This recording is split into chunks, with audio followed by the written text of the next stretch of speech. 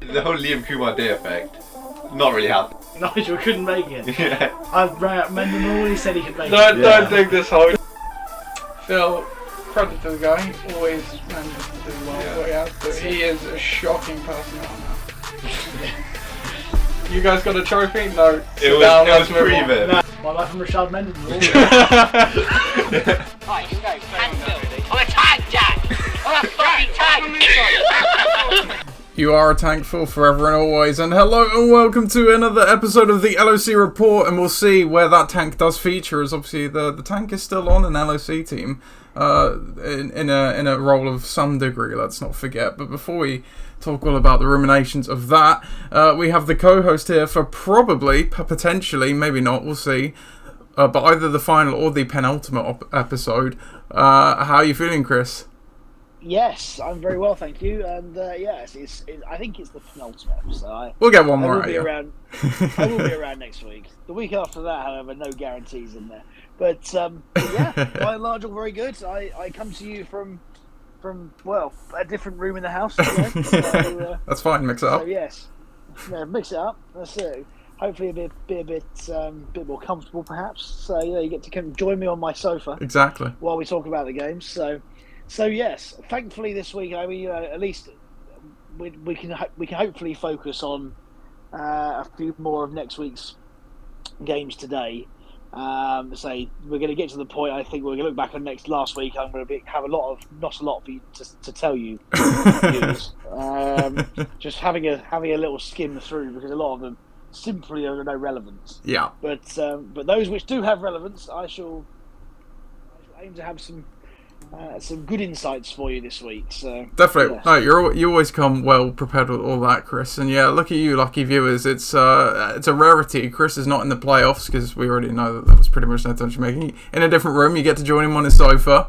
We're gonna get a bit for a different. What more could you want than no playoff Chris? I mean, this is relax me. I mean, yes, yeah, I very much enjoyed. Well, I think very much enjoyed not being in the playoffs. There is a element of me which thinks to myself, well, it'd be quite nice to be in the playoffs, but it is quite stressful, and so I'm gonna take the comfy seat this year. I'm gonna sit back in my comfy chair, as the late great Bob Ross would say, and sit here, and yeah, that's it. We're gonna paint a picture for you, albeit it'll be the fantasy picture rather than anything actually. Neither of us are particularly arts and crafty, so we leave our skills to the fantasy realm. And whatever you may lack in recapping the games, and that is more the games you are provided with as opposed to what you bring to the table, Chris. I have more than made up for. I did tease we have a bumper milestone stats and standings stats and milestone section. So, and I will screenshot that and put it in the chat. For anyone that doesn't want to watch the pod, because there's lots of interesting stuff in there. But we'll get to that all in due course, because of course, Chris, we have a whole slate of games to recap, and obviously the ruminations of which for the playoffs beyond that. So should we get going with it? Let's. Okay. I'm looking forward to it. Absolutely. Let's get started then with the marquee matchup of Week 14. Bucking the trend and Ixan took on each other in the marquee matchup of Week 14. It was the tussle for the Southampton divisional title.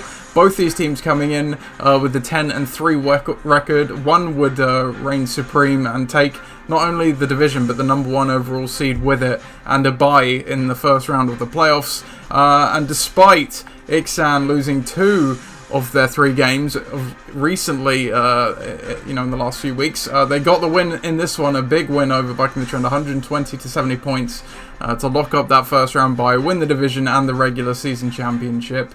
Meanwhile, Bucking the Trend obviously fall to 10-4, and they will go to the Wildcard Bowl as the traditional wildcard. As entering last week, they were guaranteed of at least that.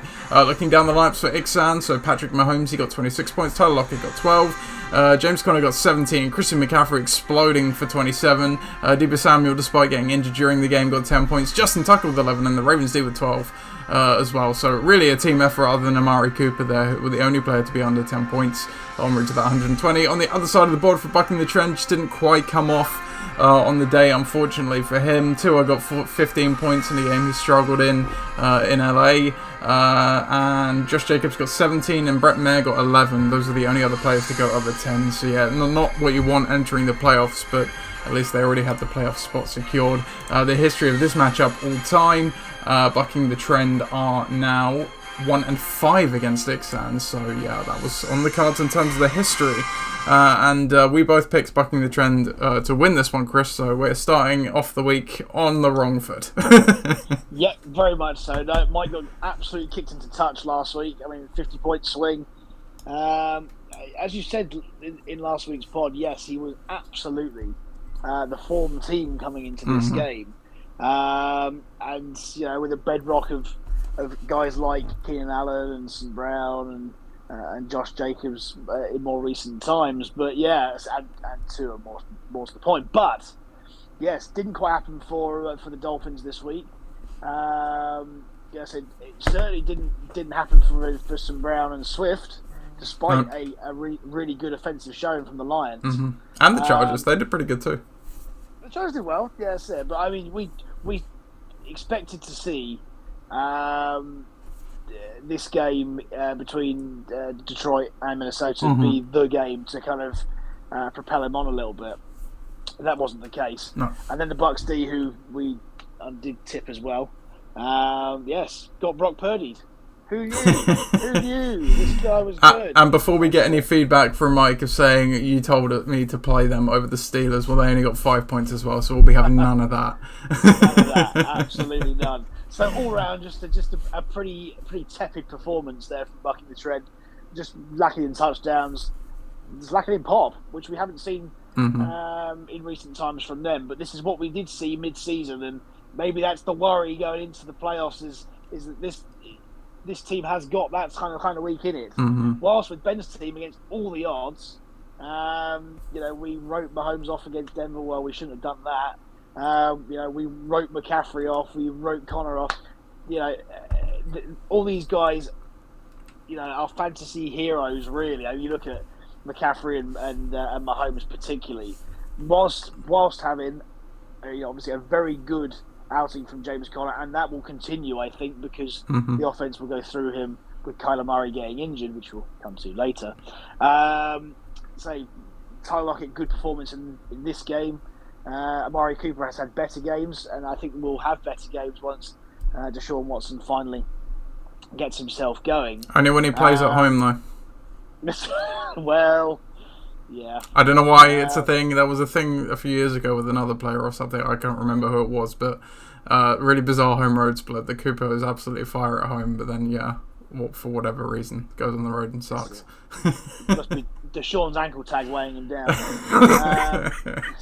And a typical performance there from the special teams and kickers. So a very underrated part of Ben's team. You know, so when you can almost guarantee yourself 25 points a week from your defense and your kicker, which in whichever order it might be, that always propels you along nicely. So yeah, it's a very, very strong, dare I say,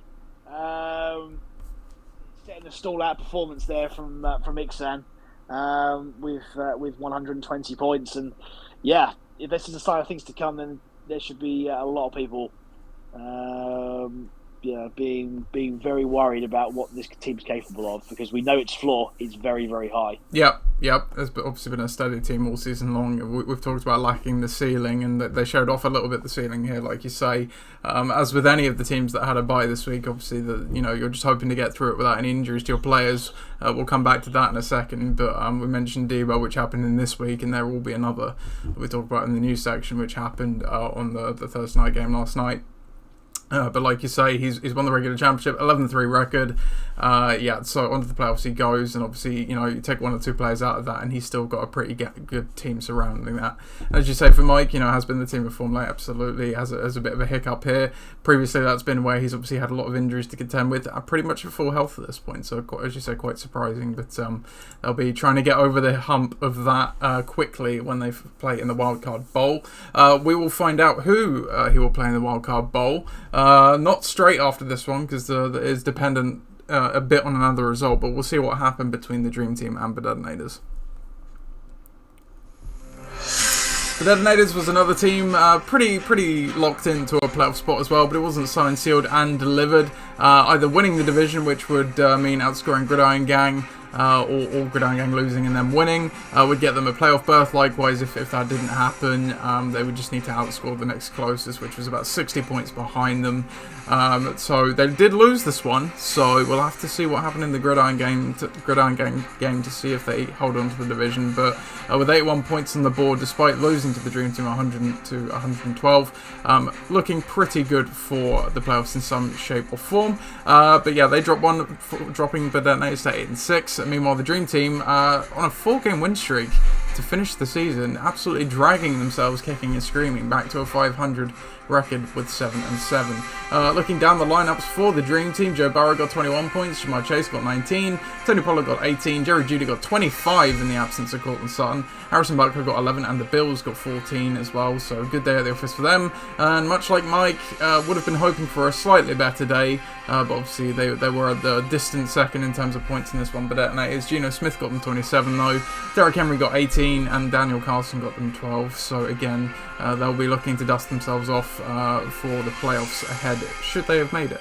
The history of this matchup all time, but Detonators are now 7-12 all time against the Dream Team, and once again, Chris, we both picked Detonators for this one, so we were both wrong.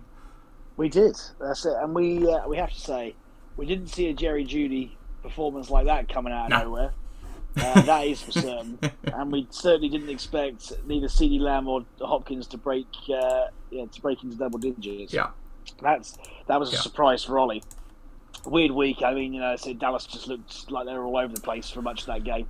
I think I did caution in the preview that I didn't. It was a kind of, this is what could happen, where for whatever reason Houston have really suppressed quarterback and receiver points this year, and largely it's because they've been losing a lot, so obviously they're just being run on the whole time. This game was competitive.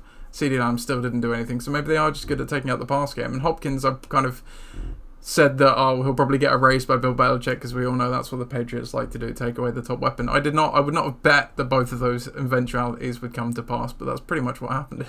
Yeah, I think I also think if Hopkins had a quarterback that was the number one QB past the first, well, I don't know. I would contend Colt McCoy's not been much of a downgrade. Certainly not in the passing game, at least to Kyler Murray so far this year.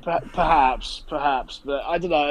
He's certainly a target monster when Kyler's on the field. Yeah, but yeah, it's a bad day all round for Ollie. I think a lot of the time you look at that Cowboys D, where you would have thought would have a better day. That was a strange one. Yeah, didn't. Travis Etienne in a blowout win, you think that'd be a beneficiary of that? Obviously not the case. Foreman in a win, not the case. Derrick Henry went for big points, don't get me wrong, but so not as big as we've seen. Mm-hmm. So a lot. I think there's a lot that Ollie's team there has left on the field, and going forward we'll see a completely different kind of lineup. But you look at that, on the bench, Chuba Hubbard's there scoring 15 points. You'd expect again.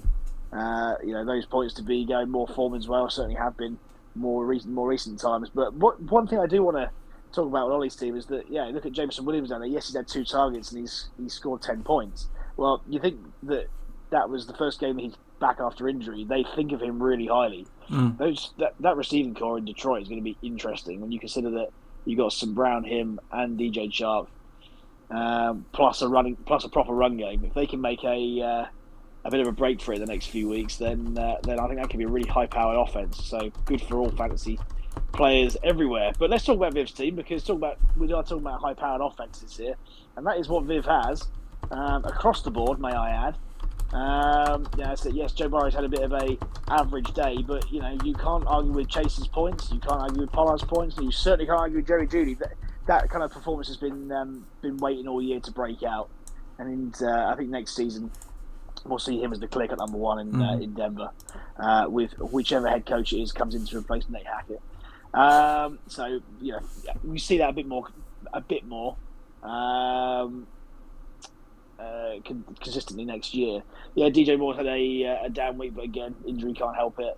But with performance like that, you don't need it. And 25 points again from the kicker and D, really good.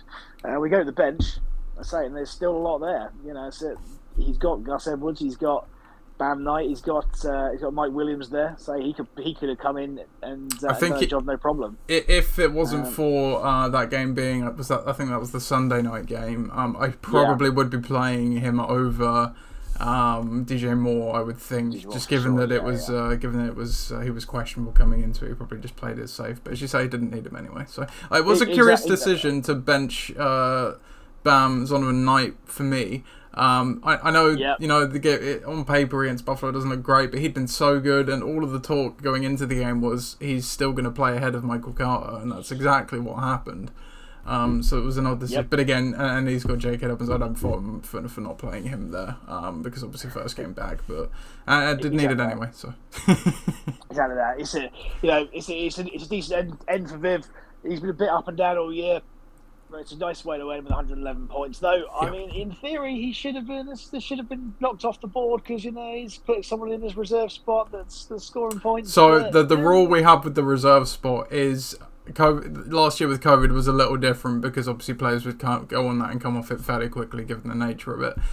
With the reserve spot now just being limited to the guys that have that designation, the way we play it is because if a player is on that spot that does not have that designation, the site will prevent you from making any other ad drops until you resolve that, basically.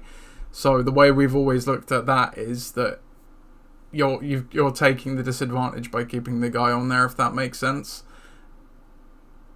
Yeah, I mean, you could very easily have played him, but it's a... Oh, yeah, that as well. Yeah.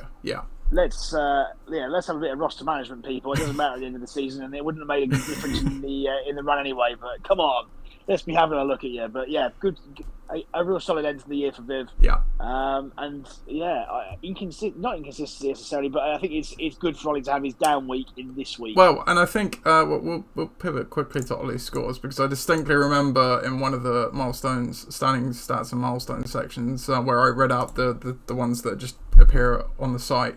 I think one of them said that Ollie's points had decreased week by week, 4 straight weeks in a row, and I would say that maybe got broken slightly, but that obviously when you score 80, that's not really reversing the trend much. So if we take a look down here, so from week 10 to week 12, the points declined. In fact, from week 8 on to week 12, the points declined week on week every single week. Came back up in the game against Ixan that he won in week 13, but then obviously dropped down there again back in week 14. So yeah, it's been a bit of a spotty last few weeks, you would say. Certainly not showing that ceiling that we saw from Badetnators really in their comeback attempt after obviously the slow start that they had. So much like Mike's team, it's, we know they've got it in them, but to have the good week, but we also know this is in them as well. Yes, exactly that. And so I think through some of the players that they are starting, they have done obviously very well to get there, but yeah, it's not a given every week. But then again, you mustn't forget Justin Fields has been a real bedrock of that team since he's come in. Yeah, and Chris Lowry's been a real contributor as well. So yeah, both on bye.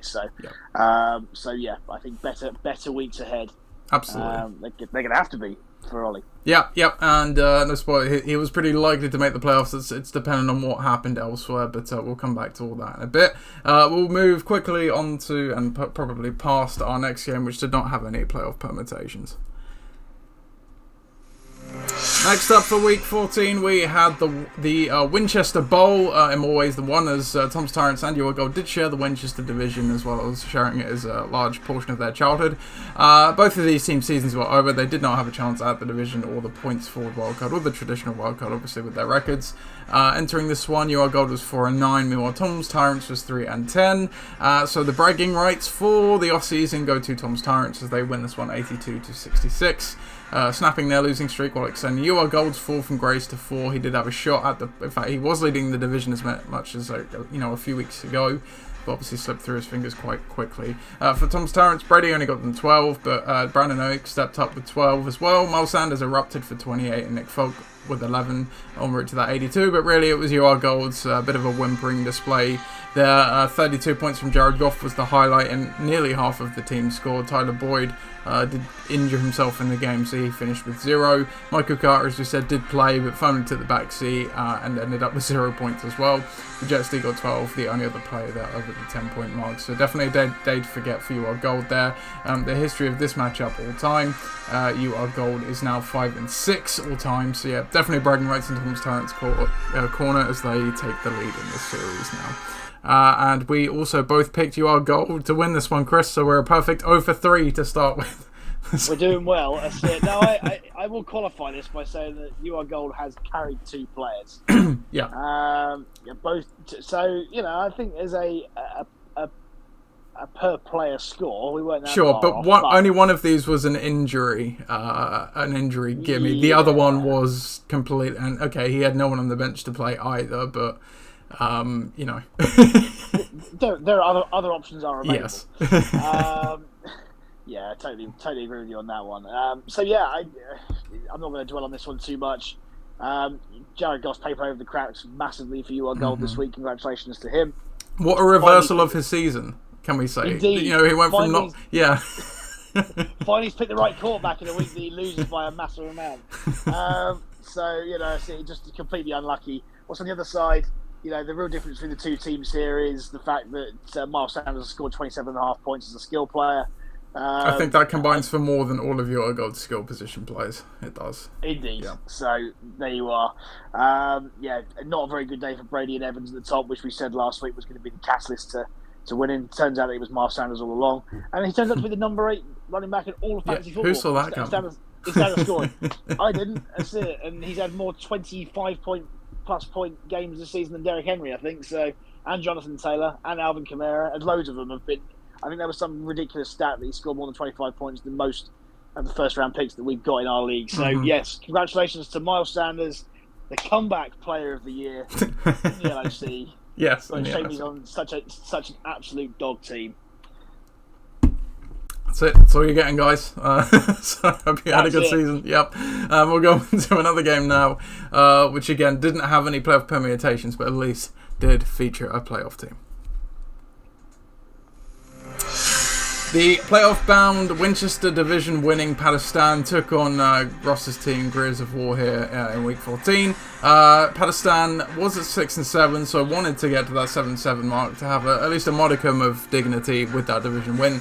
Meanwhile, Ross's team was just fighting and clawing to avoid being last place, sitting at 3-10 entering this one. Pat did win it, so Pat wins 4 games to close the season. You've got to rate that. With another decent score of 99 points to Ross's 65, and Ross does finish in last place then with a 3-11 record. Looking down the lineups, Justin Herbert, he got 20 points for Pakistan. Justin Jefferson, he had another great day. All yardage, 223 of them for 22.3 points. Ezekiel Elliott got 14 points, Devonta Smith got 12, and the Raiders D got 11 en route to that nearly 100-point day. So good outing there for Pat. And then on the other side of the board for Ross's team, again, 65, another low output. Once again, not getting the quarterback decision right, with Dak Prescott getting 15 and Kirk Cousins getting 29 on the bench. DK Metcalf got 13, and the Patriots D massively shoring up things up because they got 21 points. After Kyler Murray obviously left that game.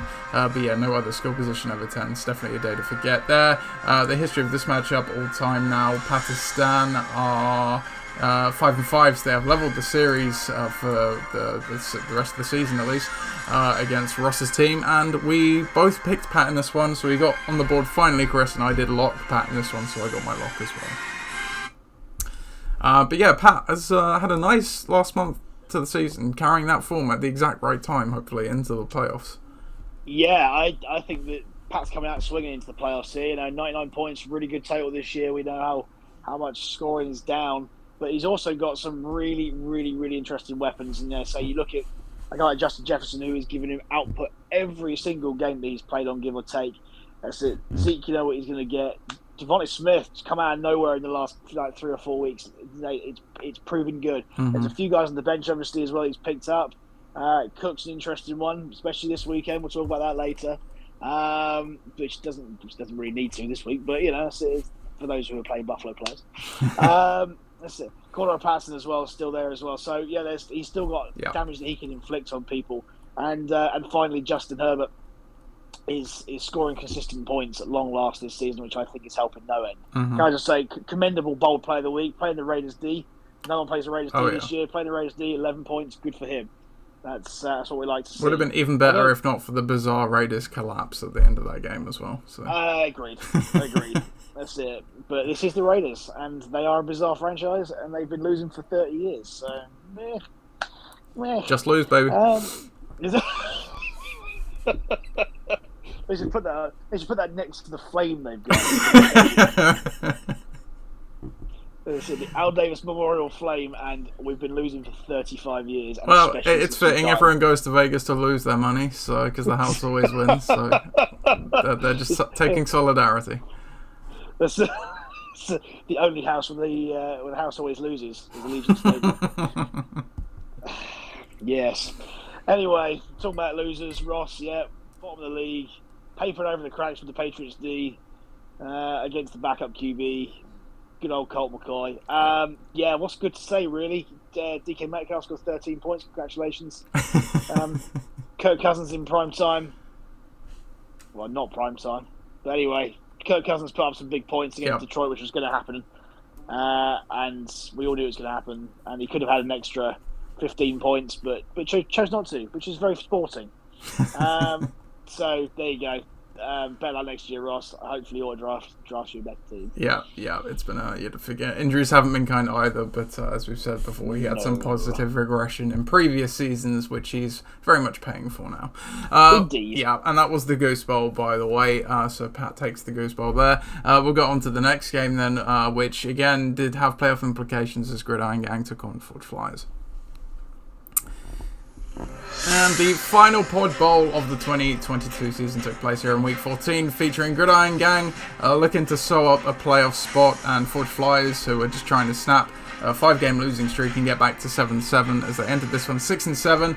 Gridiron Gang, with the Detonators loss, only needed to outscore them by 36 points to guarantee the division, but a win would do it as well. And a win they did get. It wasn't a great day, 87 points to Forge Flyers 46 points, but it got the job done. So Gridiron Gang does take the Portsmouth division. They get the first round bye, sending the Detonators to the Wildcard Bowl by way of points forward, providing Neapolitans or Better Necessities didn't outscore them by a crazy amount, but we'll come back to that in a second. Back to this one then for Gridiron Gang. Josh Allen, he got 23 points. Adam Thielen got 13 in a spot start.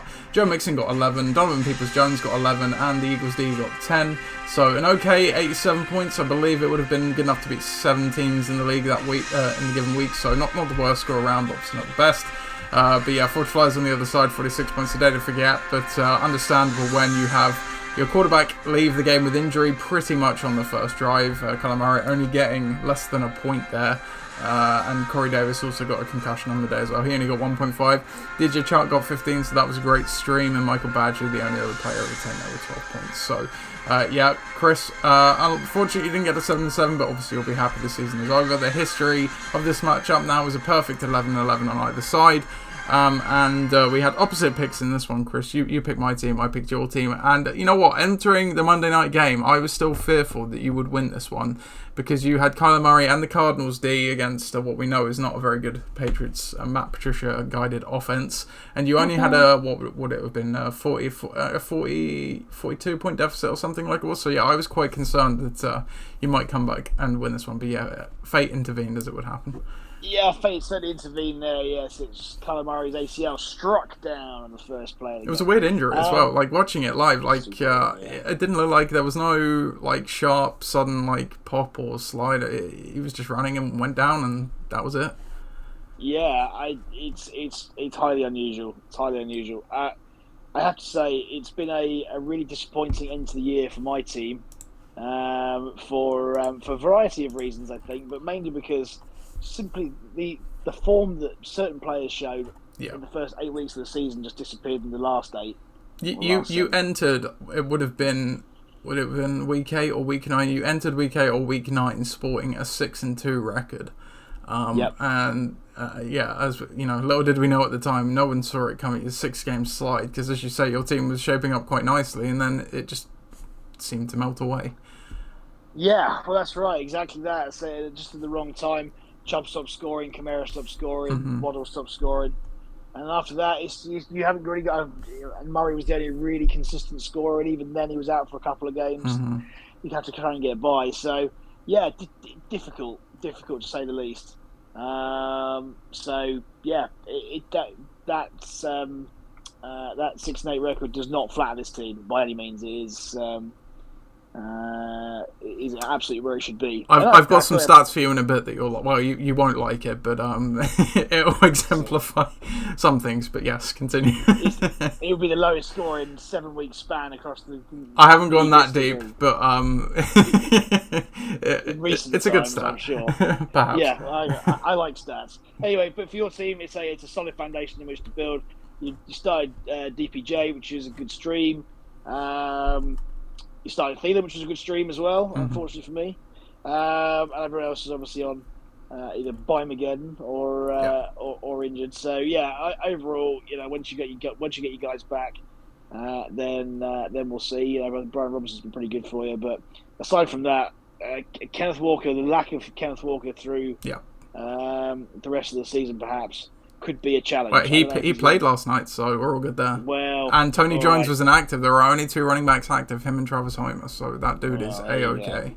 That dude's good. Well, in that case, that's it. That's what we're looking at. So, look, it's when any team that's got Josh Allen, Kelsey, Mixon, Kenneth Walker, McLaurin, even should we say that.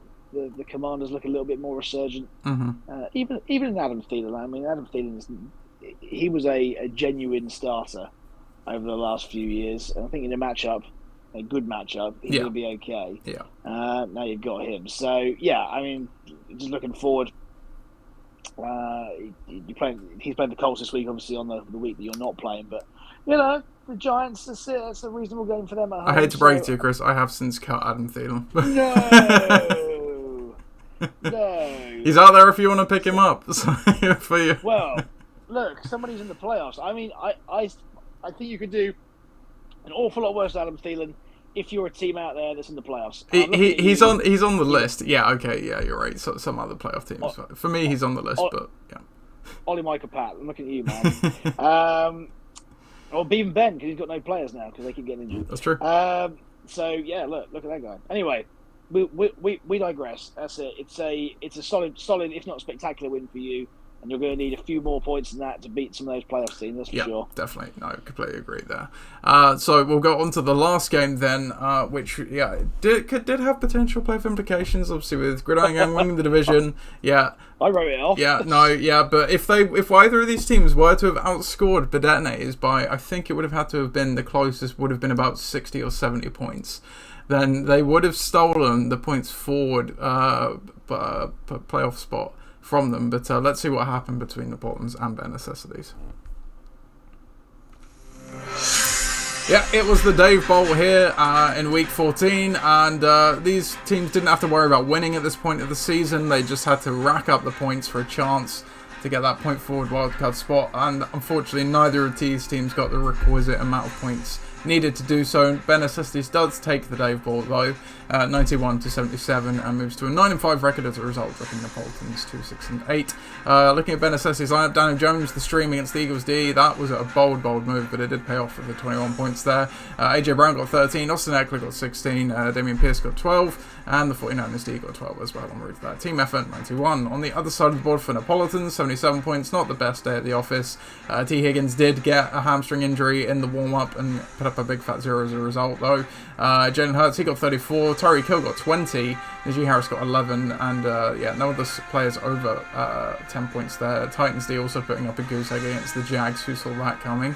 So a day to forget for Napolitans. If it not for the T. Higgins injury and perhaps the Titans having a bad day, they maybe could have won this one, but that's how it goes sometimes.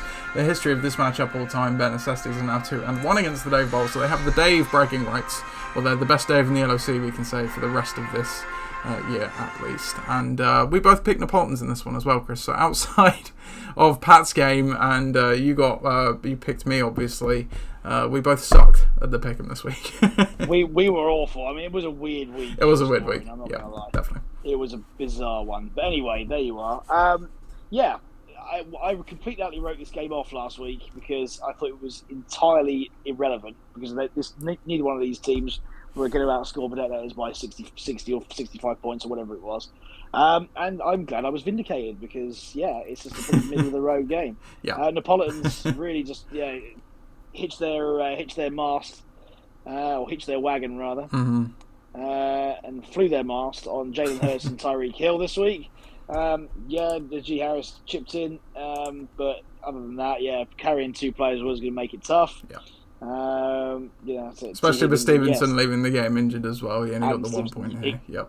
Exactly that. So that's Stevenson's been a real juggernaut for that team this year. So to see him go down is challenging. Yes, for your D to score nothing, and Juju Smith-Schuster, who was completely derided in the fantasy expert circles this week, which is why we don't really rate fantasy experts, or indeed the NFL.com fantasy experts, because they're all cack these days. Yeah. They are. They really are. I don't even know who half the people are now. They pop up on the app, and I'm like, they have the videos. I'm like, who the hell is this dude? Like, yeah. Michael F. Florio is not the man. That's it. He's nah. That's it. He's no Adam Rank, man. He seems to have disappeared. Yeah, what's that about? Rank was always he had some pretty bad takes, but he was at least seemed like a good dude. He was entertaining, and he at least knew some of the stuff about fantasy. But like you say, yeah, Marcus Grant's okay as well. But beyond that, it's a car crash. Yeah, that's it. I just don't know. I would think just get your own research, do your own stats. Yeah, that's it. And most importantly, watch the games. You learn way more about players from watching games than you ever do from reading whatever anyone else says about them. Because you cannot beat the eye test in any sport, no matter what sport it is. There you go. Top tip of the day. Talking about eye test, Daniel Jones, man, he always flatters to deceive. I mean, that 21 points there, that's it. On Fantasy Service puts him at the QB. Was it QB? Well, it depends on what metric it is, but either the QB 10 or QB 13 for the year, which to me is absolutely ridiculous. He's been fairly steady. He's not had a boom week really, but he's been chipping in those, around 20-point weeks consistently. You can see that he had one 31-point week, but you can be an absolutely rancid quarterback in a rancid system. Speaking of that, I just side note, I just happened to clock that Trevor Lawrence is like the QB, and it's a distant from like the top tier QBs, but it struck me as like looking through it, like damn, really, like Trevor Lawrence is QB 6. As a free agent, and you look through his scores and you're like, oh yeah, to be fair, he had a few like bummer weeks, but then outside of that, he's been absolutely solid. And it just goes to show that, unless you get one of these elite guys in the draft, and you got to hit on the elite guys, because let me tell you, there's obviously some decent ones down here as well, then, don't bother drafting a QB, because like the names like Geno, Trevor here, Justin Fields, he wasn't drafted either, obviously Jared Goff, so it's crazy, the QB, but yeah, he's QB 6. On the year as well. Kirk Cousins' tour was barely drafted. He didn't really want to be. He was there. So Jared Goff wasn't. I mean, there's some crazy fancy QBs in there. And there's someone who is exactly the same. I went for Kyler Murray and thought he'd be dynamite with his legs. Well, he's a poor man, Daniel Jones. That's all I can say. So yeah, but AJ Brown and Eckler and Damian Pierce has been really good for Dave this year. It's a damn shame that he didn't get to the playoffs again, even though he created a rule specifically for a team like his to go and get to the playoffs, but ultimately has been beaten too many times, comes in fourth once again. Better luck next year. Yep. And yeah, I just don't get it. I mean, surely he would have done better if Lamar Jackson had been fit for the last 4 weeks of the season. It could have been the difference, yeah. I don't know what his QB scores were in the weeks when Lamar Jackson missed, but yeah, like you said. Although Jackson also, when he was playing, wasn't exactly lighting up the scoreboard. So again, you look at the flip side of that, and maybe that's what kind of cost Ben Necessity as well, because they were a team that we can flash up the scores here because we're done with the recaps. Ben Necessities are another one of these teams that started really hot out of the gate.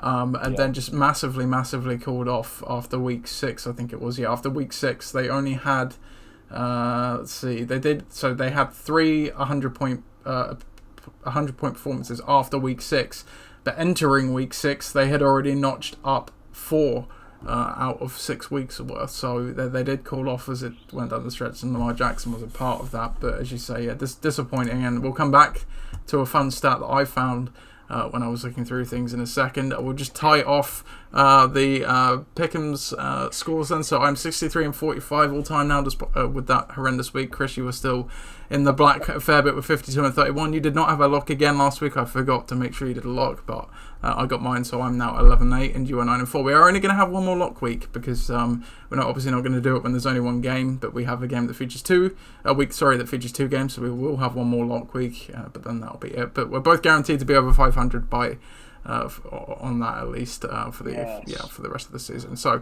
we will go on to now then in the news section, where, as I say, I have promised the much anticipated many stats that I have procured.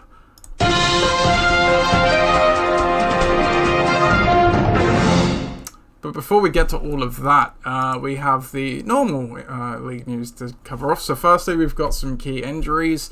Kyler Murray, of course, for you in the consolation bracket, I suppose, Chris, with the ACL injury. But I've included him here more widely because anytime you have a quarterback injury, that obviously does impact more players than just the individual quarterback himself. So that could be potentially quite big for Bedenladers, as he has DeAndre Hopkins in the playoffs, and potentially, I suppose, also Ixan. It's hard to read if that would hinder or help James Conner be as him as well. What do you make of that injury, Chris? Yeah, it's devastating for the Cardinals. I mean, they haven't been right all year. It's been cleared. But yeah, without a surefire number one QB like Kyler Murray, he doesn't give you that buzz, and he has. I know he's cost them some games this year, but also he's dug them out in certain games as well. And there's no doubt that you can't beat that. That X factor of a player, I suppose, to put it that way. So yeah, it's bad for all the skill positions except James Conner, who's going to get an awful lot more work.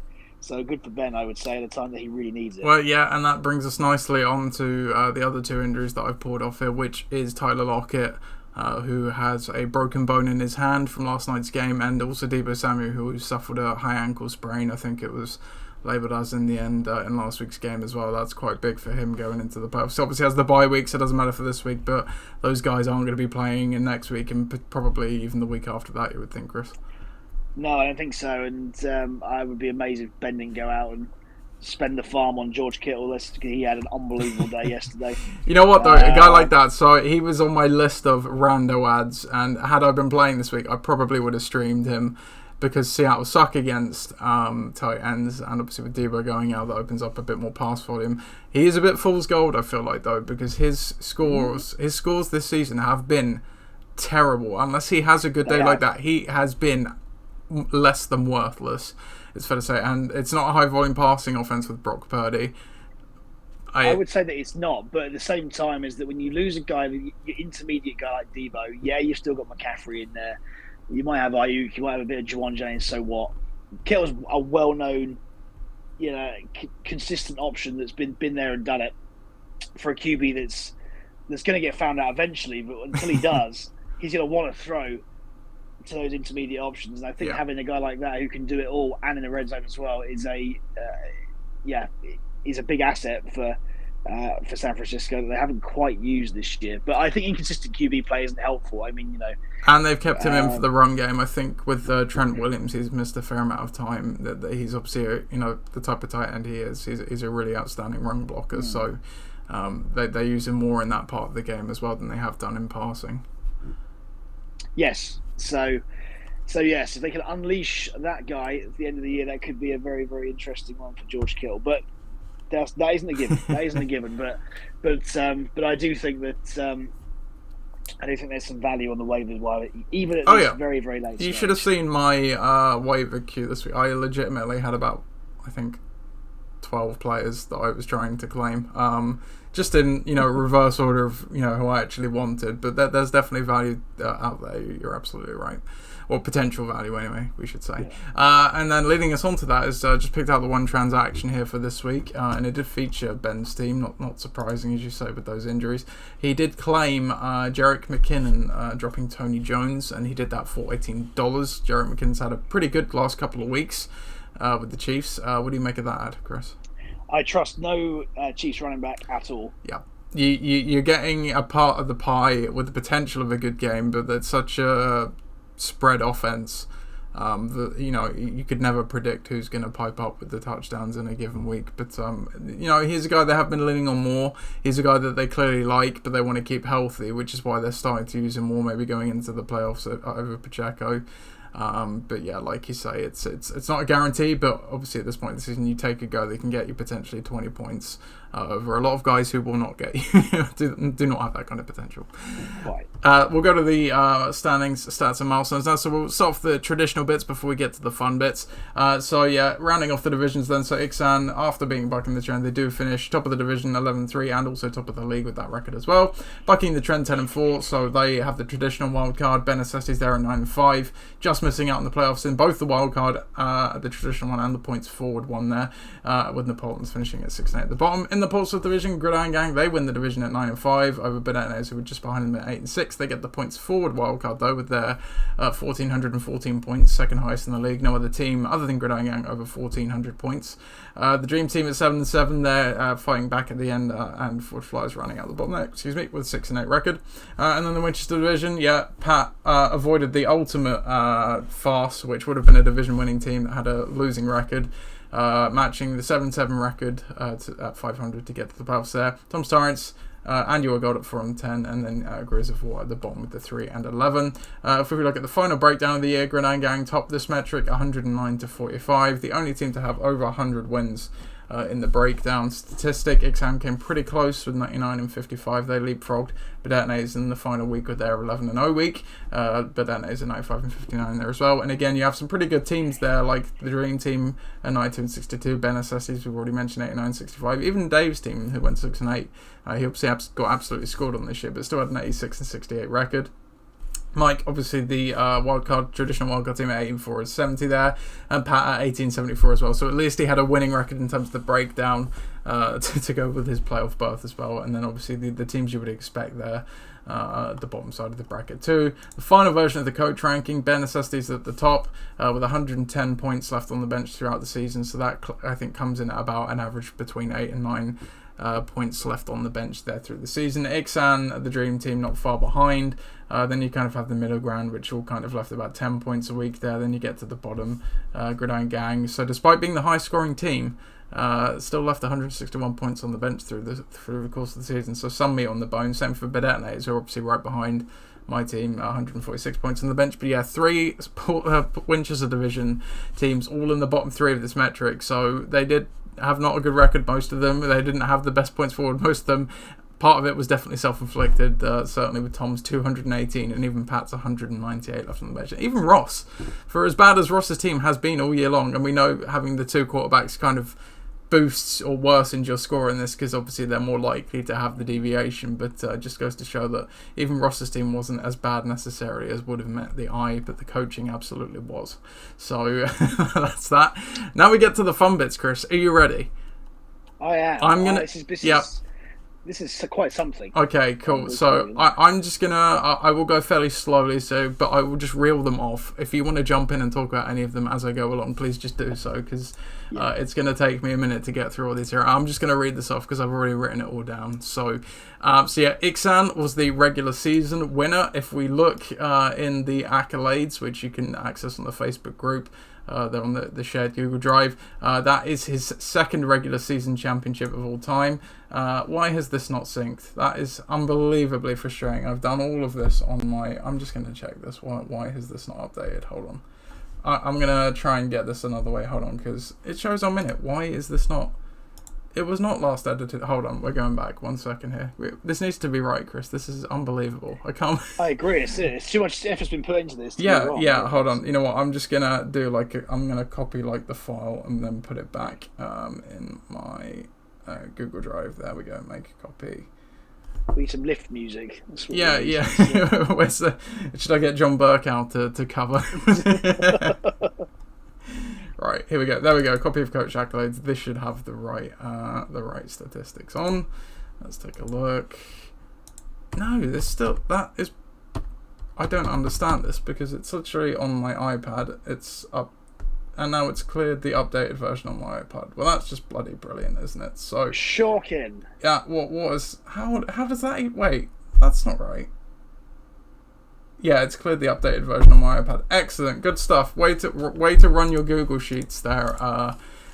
Google, you've completely screwed the pooch on that one. So I will update this as we go along then, with that being the case, because Thanks to Google. So luckily I wrote them all down, so I know what I'm doing. I was going to say this would be some section if all the hype.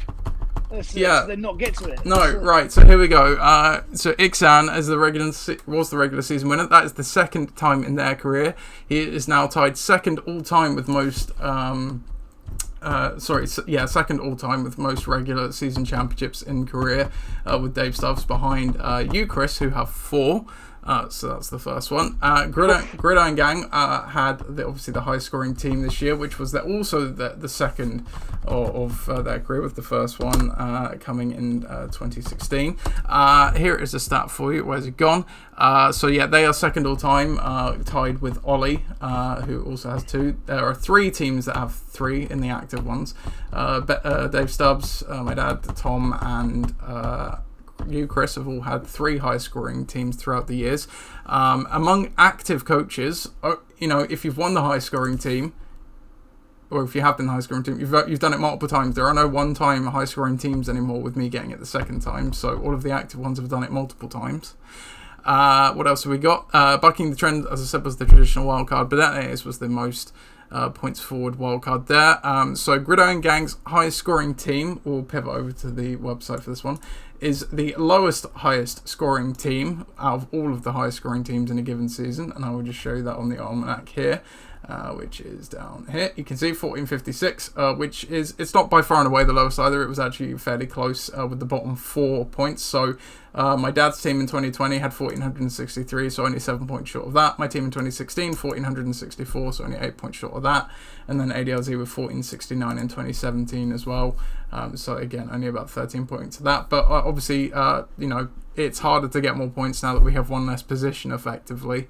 And obviously being a 12-team league, certainly compared to the early days of the league as well. So being the lowest doesn't necessarily mean too much there. What else have I got? So back to the accolades.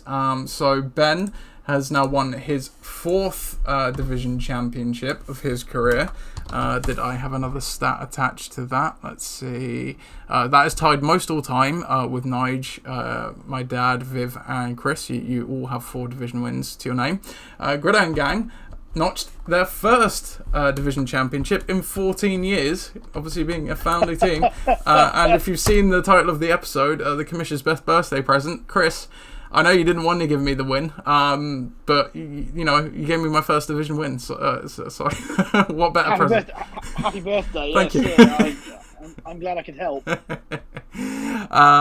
else have we got there? So that's my first. Pat, that is his 3rd division win of all time, and Pat's only been in the league since 2015, I think it is as well. So again, well done you, Pat. And then what else have we got here? So Pat is now tied the lowest record all time required to win a division, which Dave Henderson also did in 2021. He won the division 7-7, got to the playoffs. So that's happened 2 years in a row now, Chris, which never happened before, and we've had it happen 2 years in a row. So there you go. That's it. Strange times. Yep. Then we get to the playoff appearances. So it is my 5th playoff appearance all time. It is also Ollie Badette's 5th playoff appearance all time. So I'll just update this on here as well as we go along, since the Google Sheets failed me in doing that before. It is Pat's, I think, 4th trip to the playoffs, to go with his 4th division. It's his 4th with his 3 division championships. Also his 4th trip to the playoffs, I think. Tremendous effort there, I have to say. Since I've been in the league for 7 years or whatever, exactly. He's been there 4 times. He's had a good run of it, Pat. Absolutely. But Ben takes the cake here, because now he is standalone all-time leader in playoff appearances. With 7, and you can see here as well, he too has had a pretty good run of it of late, back-to-back years, got there in 2019 as well, just missed out in 2021, so 3 of the last 4 seasons Ben has made the playoffs there, so that's pretty good going as well.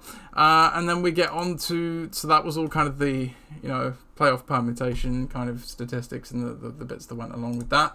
Then I thought we'd just run through each of the individual teams as well, and of course it's not updated the schedule, the records and stuff on here as well. I'll do all that a little bit later, but I'll just speak to what I'd written down for these guys. So we start off with Bare Necessities. So Bare Necessities went 9-5. 9-5 represents the 3rd best record of my dad's career. going through the years, which is a pretty long career, obviously. But not only that, Chris, 9-5. No team has ever gone 9-5 and not made the playoffs. Oh, see, you can make as many rules up to make sure he gets there, but you just can't beat that. That's ridiculous. Yeah.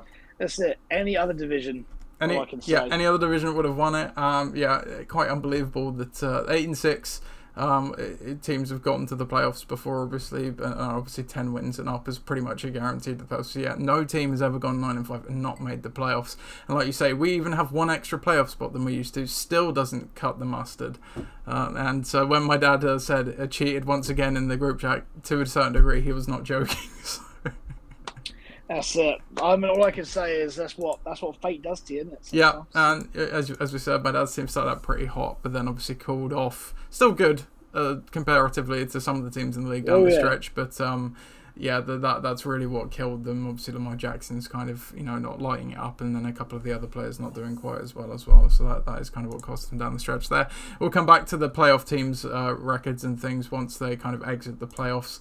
We'll just kind of leave this as the last note on the non-playoff teams. So we go to you next, Chris. So obviously, you went 6-8 this year, Chris.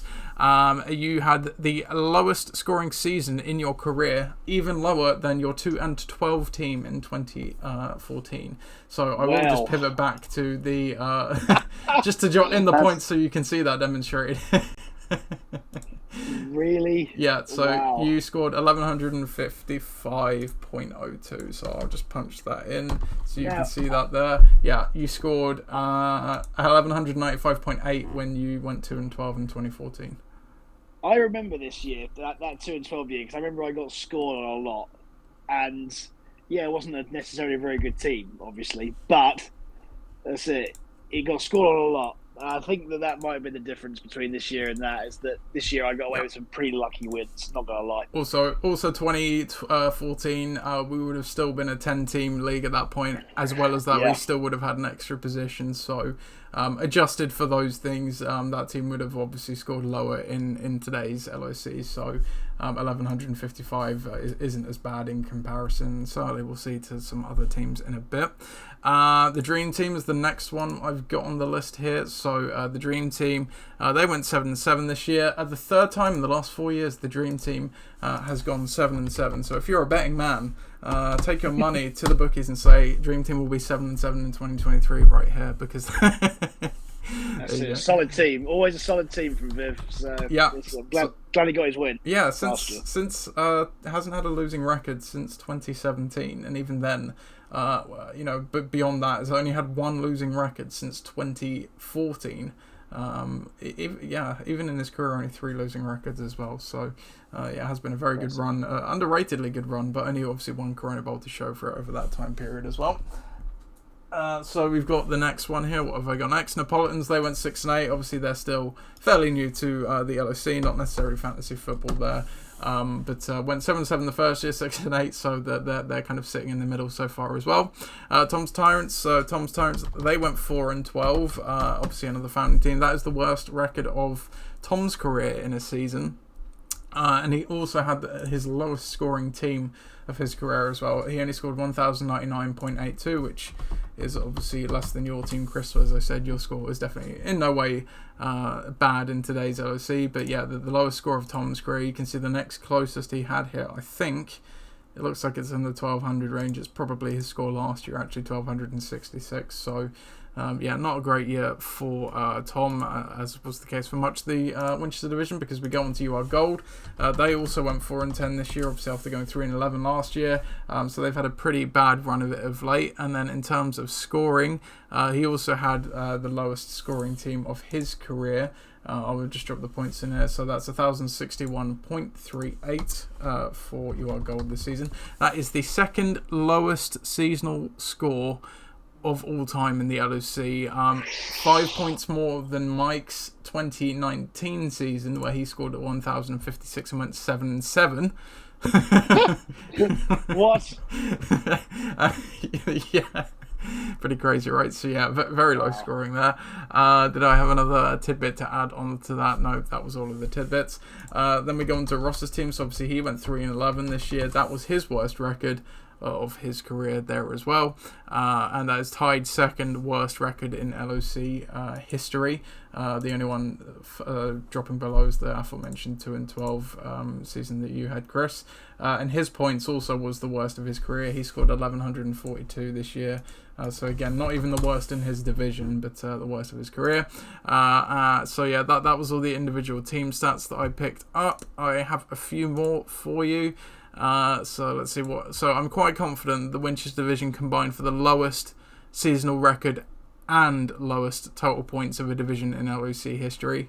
So just to walk that through, what that means in case you're confused, if you added the division's entire win-loss record together, I'm pretty sure they would have had the lowest amount of wins out of any division we've ever seen in the LOC. Likewise, if you added all of their points together, it would be the combined lowest scoring ever division we've seen. Now again, we used to have 5-team divisions, used to be a 10-team league, used to have an extra position, but certainly compared to recent years, it's still bad in comparison to those. It's also quite possible that Southampton division has had the best combined record since moving to a 12-team league, and likely also the highest combined score since moving to the Superflex format also. All of these teams went at or above 1,300 points. And all but Dave had a winning record, and even then he was only 6-8. So not often the wins kind of get spread in the divisions as they have done this year. That is all the stats that I picked off, Chris.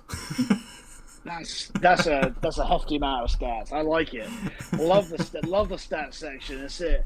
Packing the box towards the end of the season because let's be honest, we haven't really got many games to talk about this week in terms of exactly.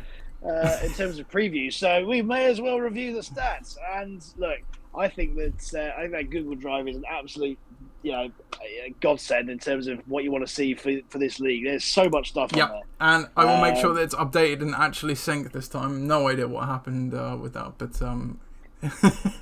it's so good. I don't like compiling stats, but I like reading stats because stats do tell you a lot about trends and what's going on in the league. But yeah, that is special. So congratulations. I love that section. Good, I'm glad. And then we may as well just tie it off with looking at the regular season wins records and things all time. So because obviously there will be no more regular wins this year. So my dad leads up the category in terms of most regular season wins ever at 107. I don't think I forgot to jot down the normal milestone stats that I go through here. So I think Pat, he won last week, so he got to his 50th career and regular season wins. So congratulations to you there, Pat. I don't think there was any other in terms of regular season, and I don't think there was any in terms of all time either. So no other neat round numbers, but you can go and obviously view your record and everyone else's record all time in the playoffs, regular season, whatever. That's all in here. Even for the inactive teams, we have that on here as well. So it's all in there. But yeah, that does end the bumper milestone standing and stats section. We will come back to debate corner. Actually, should we come back to debate corner? No, let's do it before we do the preview because we kind of want it to be independent of that, I think, and then we'll get into that. So I will John out of the closet. He's recovering from the hangover of the Christmas party that he was allowed to put on his expenses this year. John, can you usher us into the order.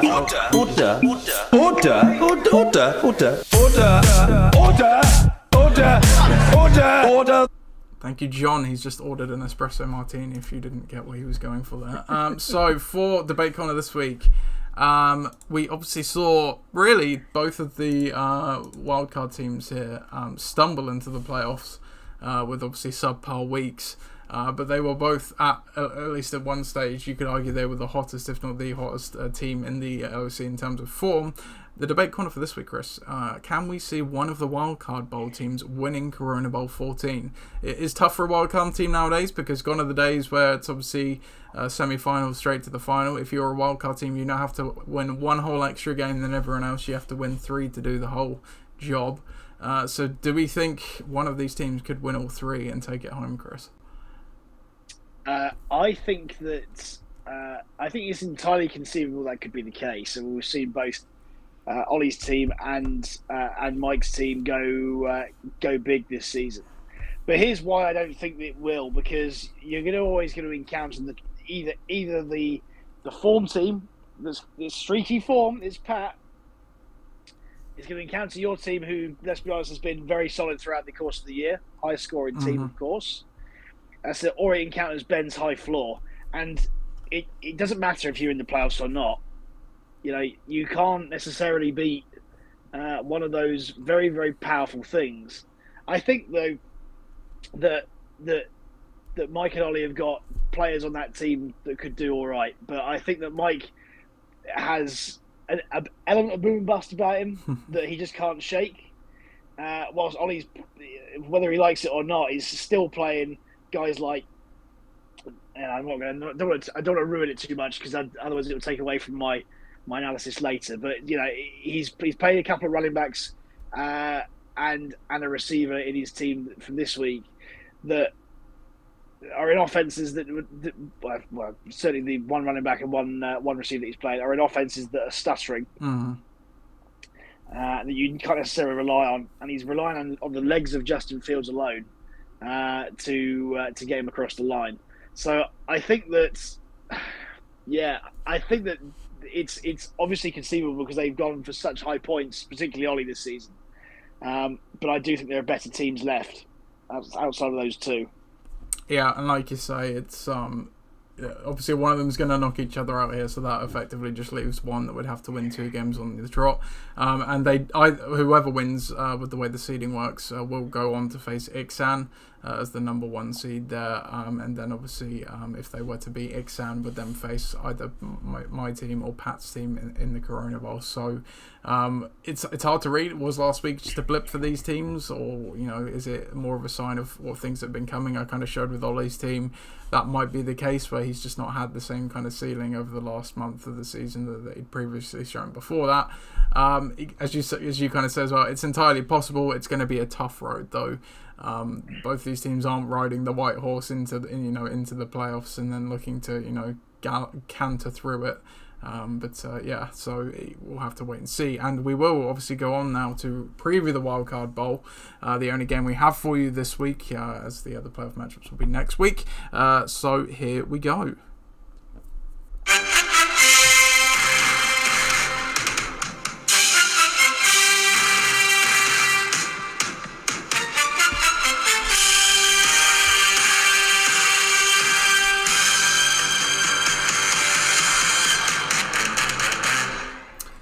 First week of the playoffs, the quarterfinals, the Wildcard Bowl, whatever you want to call it. But Adonators will face Bucking the Trend here to see who has the right to go on and face the regular season winning team, the Ixan, in the semi-finals.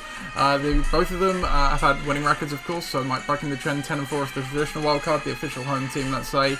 Meanwhile, Badene is also sporting a winning record, but having the second most points scored in the league. They are also projected to win it on the back of said points, 95 to 90, so let's see what's going on here. For the Denos, Justin Fields come back into the lineup of the bye, sending Geno Smith to the bench. Chris Olave also comes into the lineup from bye, as does Isaiah Pacheco come in, dropping all of DeAndre Hopkins. Travis Etienne to the bench, and is that it? Yeah, that's the only two. So Badene is fielding the 30 personnel this week, 3 running backs, 2 wide receivers, the wishbone formation. On the other side of the board for Bucking the Trend, they have brought Christian Watson into the lineup, who was on bye last week as well, sending DeAndre Swift back to the bench. So they are going with the 20 personnel this week, 2 running backs and 3 wide receivers. The history of this matchup between these two all time, but Adonators is 2-3 against Bucking the Trend. Chris, one simple question: which one of these teams will be going on to face Ixan in the semi-finals? That'll be Badestinators, Nath. There's a very famous clip, a Monday Night Football clip many years ago of Don Meredith singing "Turn the Lights Out, the party's over." And I hate to say it for Mike this week, the party is well and truly over, and here's why. His engine room as such, I suppose we call 3 running backs engine room, but I'm going to give 2 Barkley, Jacobs and St. Brown the credit for it here.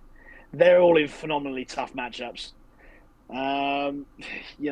Vegas is playing at home against New England, good against the run. Giants playing away at Washington, good against the run. St. Brown, with even more weapons in that Lions offense now, playing the Jets away, great against receivers. Jared Goff sucks away from home as well. That's been an undercurrent of the season so far for them. Jared Goff sucks outdoors. Jared Goff sucks when he's not playing in Detroit. Yep. I think Keenan Allen's going to have a nice day. I think Christian Watson's ascending in that offense. And the Steelers always got a chance when you're playing whichever quarterback the Carolina wheel out, whether it be Donald or whatever. But they are resurgent this week as well. But here's why I think that they will, and this is not a knock, I guess. Whatever quarterback they play, whether it be Tua in what's due to be terrible weather in Buffalo this weekend, or it be Trevor Lawrence who's on the bench who's banged up playing Dallas at home, whether it be weather or just through sheer unluckiness of matchup, it's going to be very, very difficult. You can't rely on Swift on the bench. Jeff Wilson's banged up, and he has 2 defenses that he's carrying. For Ollie, I like Lamb against Jacksonville. I like Olave against Atlanta, even though that offense is trash. Henry against the Chargers should be good. They get run over a lot. It's likewise with Foreman against Pittsburgh and Pacheco against the Texans. I think if you want to see running back friendly matchups, you only have to see those 3. Plus the Cowboys potentially playing the starting QB, and that is if the weather's as bad as they say it is in Buffalo. On the other side, with Trevor Lawrence not as mobile, a little bit banged up with his toe as we expect, he could still yet bring in Travis Etienne as well for one of those three running backs. But why would you when you've got 3 very, very good matchups there? So Justin Fields is the only one that's got a bit of question mark about him. But again, with the fact that he can run, gives you such a foundation and such a such a floor with a QB, and he's been in tremendous form since the midpoint of the season. So you can't drop him. And similarly, he's really has dodged a bullet not playing Geno this week as well, with only those 16 points. So yeah, I think Ollie's gonna literally run all over Mike this week. As unfortunate as that is, Mike's had a good run to the playoffs. Was the form team a couple of weeks ago. I think with the matchups there and the offenses that they're on, it's very, very difficult. You look there, say Lions, Giants, Raiders, Green Bay, all not great offenses going into this point in the season. So, yeah, I think that Bedettos goes and plays a real gets through this game, goes and plays Ben. For a real fireworks game in the second week of the playoffs, and leaving Mike stranded once more at this round. Yeah, well, I think I must have skimped over it in the playoff section. I think this might be Mike's first appearance into the playoffs. Let me go back here and just double check that. It's Mike's first appearance in the playoffs. So it's obviously he's come close in previous years, but it's just not been quite there.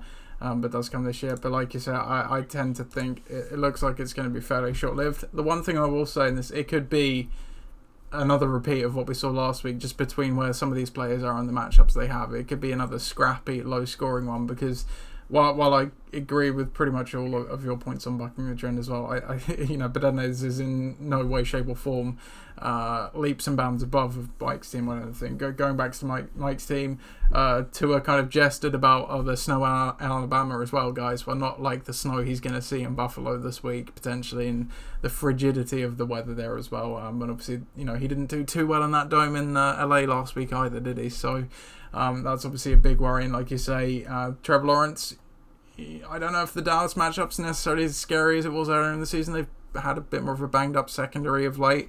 But like you say, he's kind of feast or famine. He's QB6 for a reason. If he hits, he will hit, but he could disappoint you there as well.